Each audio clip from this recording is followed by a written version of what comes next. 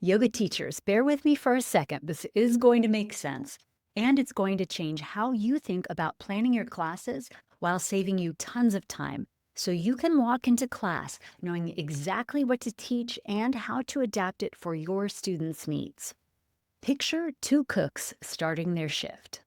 The first one walks into the kitchen at 5 p.m. and nothing is ready. The onions aren't chopped, the sauces aren't made. She spends the first hour scrambling, pulling ingredients from the walk-in, measuring, prepping, trying to get ahead of the dinner rush. By the time customers start ordering, she's already frazzled. And when 3 tickets come in at once, she's in the weeds, she's buried. The second cook walks into a kitchen where everything is in its place. The vegetables are chopped, the proteins are portioned, the sauces are simmering. She looks at the board, takes a breath, and starts cooking. When the rush hits, she's ready. She can actually focus on the food, on the craft, because someone else handled the prep. In fancy French restaurant kitchens, they call this mise en place, everything in its place. But you don't need a Michelin star to understand the concept. Every diner, every luncheonette, every neighborhood restaurant runs on the same principle. Prep work makes service possible. So why do yoga teachers think they should do it all themselves? I'm Sage Rountree. I help yoga teachers become confident, capable, and almost everyone's favorite. I've been teaching for over 2 decades, and I'm married to a man who owns a French restaurant, so I've spent a lot of time watching what happens in professional kitchens. Here's what I've noticed. The magic that happens during service depends entirely on the unglamorous work that happens hours before. By the end of this video, you'll understand why trying to do all your own prep work is burning you out, and what it looks like to walk into your yoga teaching week with everything already in place. This is the core philosophy behind the Prep Station, my membership, and I think it might shift how you approach your whole teaching life. Here's what I see over and over again with yoga teachers. Sunday night rolls around, you're teaching tomorrow morning, and you have no idea what you're going to do. So you sit down to plan, and an hour later, you're still staring at a blank page, or you've gone down a rabbit hole of pose variations, or you've scrapped 3 ideas and started over twice.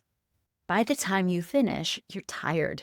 You haven't practiced the sequence in your own body. You're just hoping it works. Then you get to class and you're not fully present because part of your brain is still holding on to the plan, making sure you don't forget what comes next. That's the first cook, scrambling during service because the prep wasn't done. Now, picture a different week. You open up a library of movement sequences that someone else has already built. Balanced, tested recipes ready to use. You pick one that fits what your body needs today. You roll out your mat and practice it yourself. You feel where the transitions land, where the challenge is, where the ease is. Now you know this sequence in your bones. When you walk into class and try to teach this sequence, you're not holding a plan in your head. You're not worried about forgetting something. You can actually look at your students. You can adapt in the moment. You can teach. That's the second cook, ready for service because the prep was handled. Let me tell you why this matters even more than you might think. When you practice a sequence before you teach it, you're not just preparing your class, you're maintaining your own practice. I talk to yoga teachers all the time who have let their personal practice slide. They're so busy teaching and planning and running from studio to studio that they never get on their own mat anymore. And then they wonder why they feel disconnected from the work. Your practice feeds your teaching, but when you're scrambling to plan, your practice is often the first thing to go.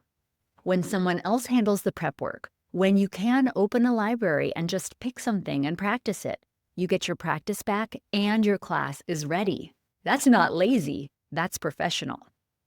Now, I want to address something you might be thinking. Shouldn't I be creating my own sequences? Well, sure, eventually. If you want to master the art of sequencing, to really understand why certain poses follow other poses, how you should sequence for balance, how to create your own signature style, that's deeper work. That's what I teach in my mentorship program called Mastering the Art of Yoga Sequencing. Think of that as Julia Child's kitchen. You're learning to cook, not just assemble. But here's the thing. Even Julia Child didn't chop her own onions every single time. Even master chefs have prep cooks. The prep station membership isn't about replacing your creativity. It's about letting me handle the weekly grind so you have energy left for the creative work when you want to do it. Some weeks you'll riff and improvise and create something new. Other weeks you just need a solid class that you know will work. Both are valid, both are professional. I'm curious, how much time are you spending on planning class each week? And how much of that time feels productive versus how much feels like spinning your wheels? Drop a comment below. I want to know what's really eating your planning hours. If you're tired of being that first cook, scrambling, stressed, never feeling quite ready, I built something for you. The prep station is $39 a month. You'll get a movement library full of sequences you can practice yourself and then teach. You also get monthly class theme seeds, so you're not staring at a blank page when you go to weave some messaging into your class.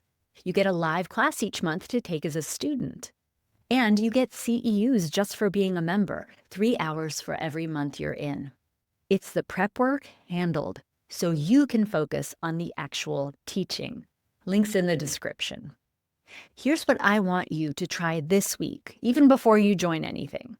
Next time you sit down to plan your yoga class, don't start by thinking about what to teach. Start by asking, what does my body need today? Then practice something, anything, even 15 minutes to get into your body to reconnect with your own practice. I've linked a few ideas in the video description if you want me to do the prep work for you. Then notice how much easier it is to plan to serve your students when you've already fed yourself. The prep matters, and you deserve to walk into service ready. See you in the next video.